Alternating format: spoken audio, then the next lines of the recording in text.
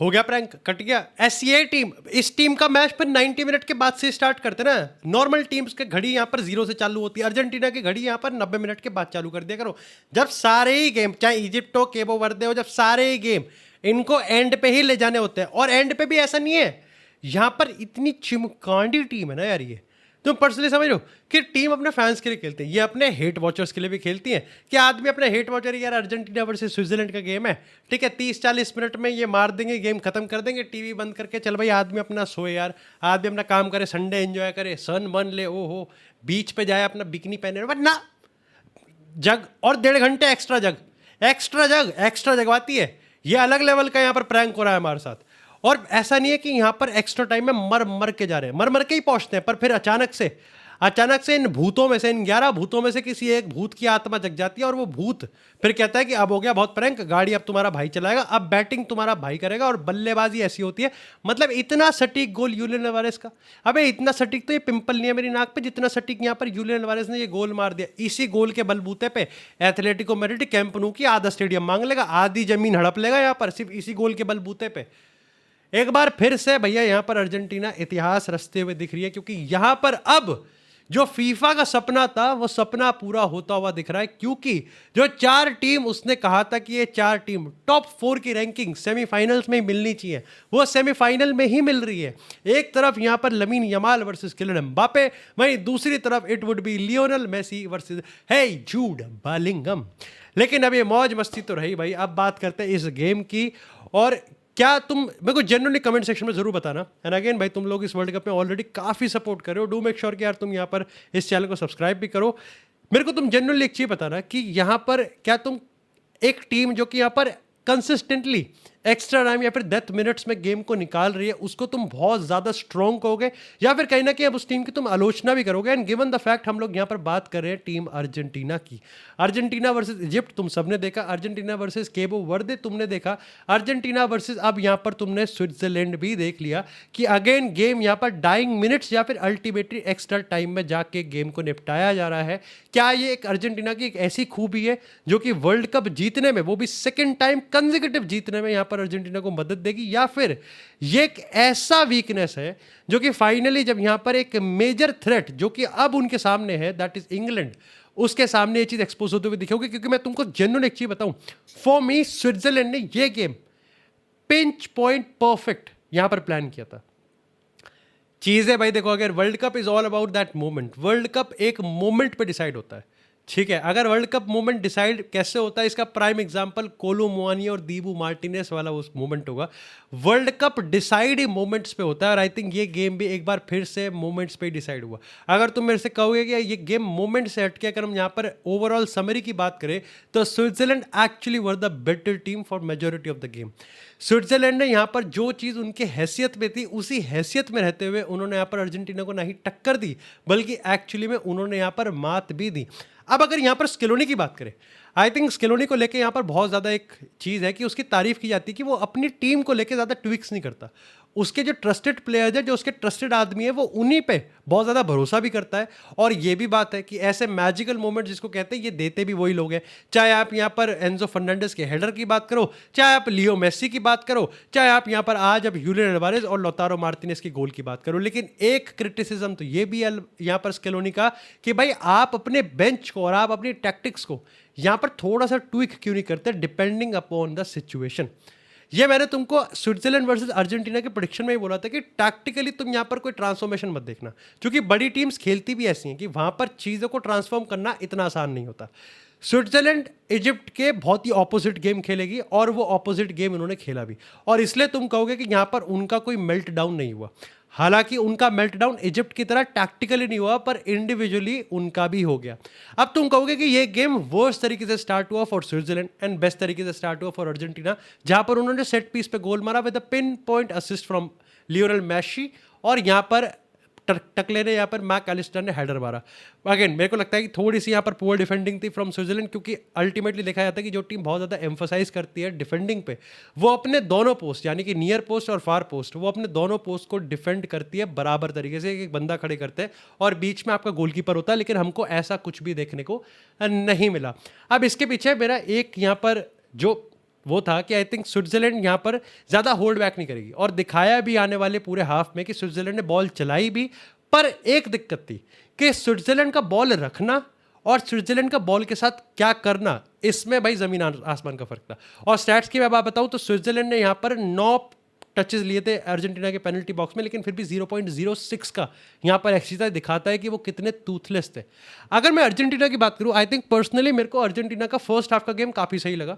इसके पीछे 2 रीज़न थे। पहला ये कि अर्जेंटीना को अब समझ में आ चुका था कि यहाँ पर उनको स्टेबल होना सीखना पड़ेगा, उनको स्टेटिक डिफेंस में डिफेंड करना भी आना चाहिए, एंड अल्टीमेटली उनको यहाँ पर गेम को संभालना आना चाहिए कि यहाँ पर स्विट्जरलैंड जो कि बॉल अच्छे से चला रही है, लेकिन हमने केबो वर्दे में देखा, हमने इजिप्ट के अगेंस्ट देखा, अर्जेंटीना जब डिफेंड करती है तो ऐसा अमूमन देखा जाता है कि वो यहाँ पर चांसेस गिव अवे करते हैं या फिर वो अल्टीमेटली गोल खा लेते हैं। पहले हाफ में स्विट्जरलैंड को उन्होंने ऐसे में दबा के रखा, बहुत अच्छा डिफेंड करा। हाँ, उन पर बॉल ज़्यादा नहीं थी, ज़्यादा अटैक भी नहीं करा, और अगेन आई थिंक यहाँ पर मेसी को राइट विंग पर डालने का जो यहाँ पर टैक्टिकल था, आई थिंक स्विट्जरलैंड ने उसको काफ़ी अच्छे से भाप भी लिया था, और पूरे गेम में आज लियोनेल मेसी ज़्यादा कुछ नहीं कर पाए। तो मेसी फैक्टर को उन्होंने यहाँ पर अल्टीमेटली मिटिगेट तो कर दिया था। अब सेकेंड हाफ की बात करते हैं, and I think second half भी जहाँ से छोड़ा था वहीं से यहाँ पर स्विट्जरलैंड ने पिक करा। बॉल मिल रही थी, वो बॉल को अच्छे से चला पा रहे थे, लेकिन अगेन ऊपर क्या कर रहे थे वो एक बहुत दिक्कत की बात है। यहाँ पर मैं आई थिंक शाउट आउट दूंगा कि यहाँ पर लिसांद्रो मार्टिनेज, क्यूटी रोमेरो की बात करें, उनके defending is absolutely top notch. उसके पीछे जब आप दीबू मार्टिनेज की कमांडिंग को देखते हो तो वो भी टॉप नॉच है। और लियोनेल मेसी और रॉड्रिगो डी पॉल, भाई किसी को डी पॉल का देखना चाहिए। भाई कोई अगर ये बोले कि इसका अनसंग हीरो कौन है इस अर्जेंटीना की टीम का, तो for me I think it has to be Rodrigo De Paul. जिस तरीके से वो प्रेस करता है, जिस तरीके से वो लियोनेल मेसी के साथ जब वो काउंटर प्रेस करता है, तो आपको एक्चुअली में यहाँ पर ऐसा लगता है कि भाई मेसी भी तगड़ा प्रेस कर रहा है। That is how D Paul और मेसी केमिस्ट्री और उनकी प्रेसिंग दोनों की एक साथ सेंस बनाती है। अब अगेन अभी तक 1-0 चल रहा है, ऐसे में यहाँ पर तुम कह सकते हो कि भाई जिस तरीके से स्विट्जरलैंड खेल रही थी, उन्होंने फाइनली एक गोल निकाला, और उन्होंने उसी पासिंग का फाइनली एक तोड़ निकाला और डीबो मार्टिनेज का पाना काटा। गेम 1-1 था। स्विट्जरलैंड वापस आती हुई दिख रही थी। गोल मारने के 5 मिनट पहले तक Switzerland he on top of Argentina थी। गोल मारा और यहां से लग रहा था कि अब अर्जेंटीना थोड़े से यहां पर और आई सो हाई है भाई। पता है अर्जेंटीना को कि भैया कुछ भी करेंगे, करप्शन का चार्जेस लग जाएगा, सिंपल कुछ करा ही नहीं। ऐसा हिप्नोटाइज करा एम्बोलो को कि भाई अपना सिमुलेशन करके निकल गए। पर अल्टीमेटली आप अगर इसको चीज को हटा भी तो हाउ स्टूपिड एम्बोलो के लिए था। देखो मैं समझ सकता हूं कि एम्बोलो ने वो चीज़ क्यों करी, क्योंकि at the end of the day when you are underdog, जब आप एक अंडरडॉग टीम होते हो, आप सेकंड फेवरेट होता है, वो छोटी से छोटी चीज़ करने की कोशिश करते हो जो कि आपकी टीम को एज दे। एक ऐसी टीम जो कि यहाँ पर अटैक करने में स्ट्रगल कर रही है फॉर अर्जेंटीना, अगर उनको सेट पीसेस मिलेंगे तो वो एक हर चीज़ को पर हर चीज़ कोशिश करने के चक्कर में आप सेकंड येलो लेके रेड कार्ड ले लोगे, और उसके बाद जो आफ्टर मैच था जो वो रो रहा था, वो पता भी चल रहा था कि वो इस चीज़ को अब कितना रिग्रेट कर रहा है, और वहाँ से गेम पूरा ही चेंज हो गया। वहाँ से स्विट्जरलैंड के पास इस गेम को पेनल्टी पे ले जाने के अलावा और कुछ भी नहीं था।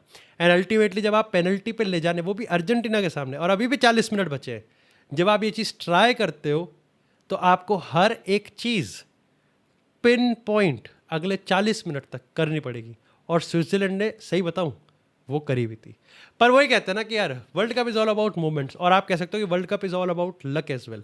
एक ऐसा प्लेयर यूलियन अल्वारेज, जिसका वर्ल्ड कप इतना कैंपेन खराब जा रहा था कि लोग यहाँ पर कह रहे थे कि कैंप नु के बाहर दिख मत जाइए, उसने ऐसा गोल मार दिया जो कि 2 गोलकीपर भी नहीं रोक सकते थे, वो रोक ही नहीं सकते थे। उसके लिए आपको लिटरली हवा में ही होना पड़ता, उसके लिए आपको लिटरली हवा में उड़ के आपको कुछ करने पड़ते, 4-5 हाथ लगाने पड़ते, वैसा गोल मारा।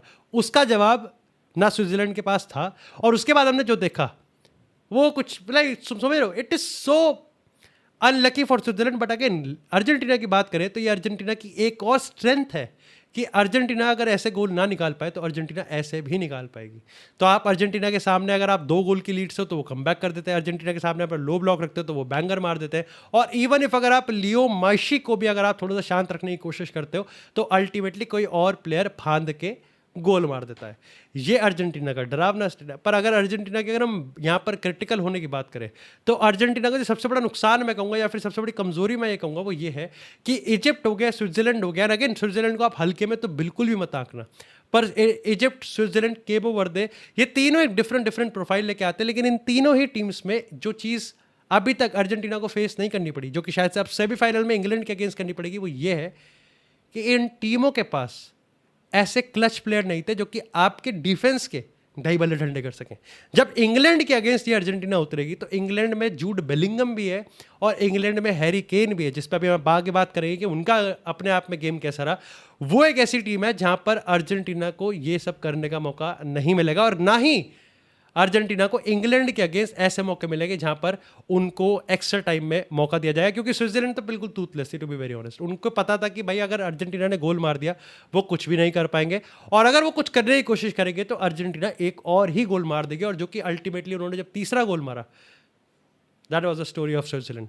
पर डब्ल्यूज फॉर स्विट्जरलैंड भाई, आई थिंक मैं यही एक्सपेक्ट कर रहा था और उन्होंने जो एक्सपेक्ट करा था उन्होंने उसी चीज़ पे ही परफॉर्मेंस अपनी दी। पर्सनली आई थिंक अर्जेंटीना ज़्यादा, I think they have to be happy, क्योंकि at the end of the day उन्होंने गेम निकाल लिया। पर स्केलोनी पे इस गेम को लेके तो आई थिंक मास्टर क्लास होता होता जाता हुआ ये डिजास्टर क्लास बनता हुआ भी दिख रहा था, पर फिर से एक बार यहाँ पर इंडिविजुअल क्वालिटी ने क्लच कर लिया। अब बात करते हैं यहाँ पर इंग्लैंड वर्सेस नॉर्वे की। सबसे पहले तो भाई डब्ल्यू फॉर नॉर्वे। नॉर्वे ने इस वर्ल्ड कप में वो कर दिखाया है जो कि कुछ लोग बहुत अलग टीमों से एक्सपेक्ट करते हैं, चाहे तुर्की की बात करें, पोर्तुगल, चाहे यहाँ पर आप सेनेगल की पोर्तुगल, चाहे आप यहाँ पर लाइक आप यहाँ पर किसी की बात करो, मोरक्को पोर्तुगल, चाहे आप यहाँ पर घाना की बात करो, चाहे आप यहाँ पर एक्वाडोर की बात करो, कोलंबिया की बात करो, पोर्तुगल, इन सारी टीमों की बात करो, नॉर्वे ने वो करके दिखाया है। अगेन ये गेम स्टार्ट होता है और नॉर्वे एक्चुअली में बहुत अच्छा डिफेंड भी करती है, बहुत अच्छा अटैक भी करती है। इंग्लैंड अपने पैर पसारने में टाइम लेती है। एंड आई थिंक इस पूरे गेम में अगर कोई स्टैंड आउट था तो of course without a doubt it is Jude Bellingham. तुम देख रहे हो यहाँ पर सिंगल हैंडेडली बंदा यहाँ पर इंग्लैंड का तंबू जूड बेलिंगम के बंबू पे खड़ा हुआ है। वो बंदा डिफेंड भी कर रहा है, वो बंदा अटैक भी कर रहा है, और वो बंदा उस तरीकों से गोल निकाल के दे रहा है जहां पर इंग्लैंड के पास कोई होप की किरणें नहीं थी। टू बी वेरी ऑनेस्ट, ये आई नो कि यहाँ पर नॉर्वे ने चांसेस मिस करे, चाहे हालैंड के उस फाउल की बात करें, चाहे फिर सॉर्लॉथ के उस मोमेंट की बात करें, पर यहाँ पर मैटर ये नहीं करता कि नॉर्वे ने कहाँ मिस किया, मैटर ये भी करता है कि यहाँ पर इंग्लैंड ने कहाँ से गोल निकाले। अगर हम पहले गोल की बात करें, आई थिंक उस पर बहुत बड़ी कंट्रोवर्सी है कि यहाँ पर स्पाइडर कैम के तार से लग के वो यहाँ पर एंथनी गॉर्डन के पैरों में गिरी और उसके 8 सेकेंड बाद जूड बेलिंगम ने यहाँ पर अल्टीमेटली गोल मार दिया। तो अगेन भाई रिगडी ठीक है, it's not just Argentina game में रिगडी तो इधर उधर हो रही है, लेकिन फीफा ने अपना यहाँ पर आज एक्सप्लेनेशन है वो भी दिया है। Of course majority of the लोग उसको मानने को तैयार नहीं है, पर अगर आप यहाँ पर जूड बेलिंगम के गोल की बात करोगे, सिर्फ बेलिंगम के गोल की बात करें, तो जिस तरीके से वो पेनल्टी बॉक्स में पेनिट्रेट करता है, हाउ ही ड्रिबल्स, ये लिटरली किसी भी डिफेंस के लिए मामला खराब कर सकता है। अगर इसी के साथ यहाँ पर हम बात करें जो उसका दूसरा गोल था, that is the prime definition of how a striker moves. ये पोजिशनिंग इलीट है, ये पोजिशनिंग इलीट है। This is the highest level of IQ। I think इस गेम में मादुएके की बात करें, गॉर्डन की बात करें, आई थिंक पर्सनली यहाँ पर इंग्लैंड की एक चीज़ बहुत अच्छे से एक्सपोज हुई, that they don't have an explosive fingers, और ये चीज़ अर्जेंटीना में भी नहीं है, they don't also have an explosive fingers.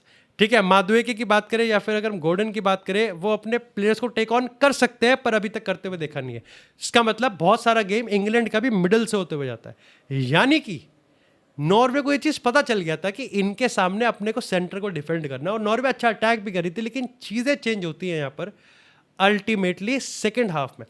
I think second half में नॉर्वे थोड़ा सा इधर उधर हो गई, और यहाँ पर जैसे जैसे गेम आगे बढ़ता रहा वैसे वैसे टुकल भी समझ चुका था कि अब उसको यहाँ पर अटैकिंग इंटेंट ही लेके आना पड़ेगा, और इसलिए उसने मॉर्गन रॉजर्स को भी डाला, उसने बुकायो साका को भी डाला, और यहाँ पर नॉर्वे अब थोड़ा सा पीछे होता हुआ दिख रही थी। एक तो ये भी था कि नॉर्वे जिस तरीके से चांसेस मिस कर रही थी, और जिस तरीके से अब इंग्लैंड के पास मोमेंटम बढ़ रहा था, वहाँ से भी नॉर्वे थोड़ा सा रैटल्ड तो हो रही थी, और इसी के चलते हमने देखा कि यहाँ पर इंग्लैंड ने तो भाई सक्सेसफुली डिफेंड कर लिया, and now they are also in the semifinal.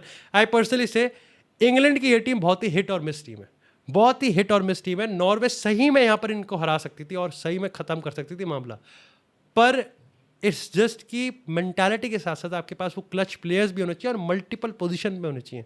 आपको साका का भी एक अच्छे कुछ सीक्वेंसेस देखने को मिलता है। Harry Kane personally offensive output तो ज़्यादा अच्छा नहीं खेला, पर हैरी केन का ये था कि आप उसको अपने पेनल्टी बॉक्स में डिफेंड करते हुए देखोगे, आप उसको मिडफील्ड बनते हुए देखोगे, और डेक्लन राइस का जो वर्क रेट आता है उसके बदौलत यहाँ पर जूड बेलिंगम को तो आई थिंक जो चाहिए भाई को वो दे दो, जो चाहिए भाई वो दे दो। मैं बता रहा हूँ तुमको, अगर इंग्लैंड वर्ल्ड कप जीतती है तो जूड बेलिंगम के ऐसा कोई भी गेम जिसमें जूड बेलिंगम का गोल नहीं आएगा, इंग्लैंड वो गेम नहीं जीतेगी। इट्स नॉट बिकॉज कि जूड बेलिंगम की तरफ थोड़ा बाइस है, इट्स जस्ट कि इंग्लैंड जब तक ये फिगर आउट कर रही है कि how they are going to score goals, Jude Bellingham उनको लिटरली बरी कर रहा है। बरी मतलब फ्री कर रहा है, आज़ाद कर रहा है।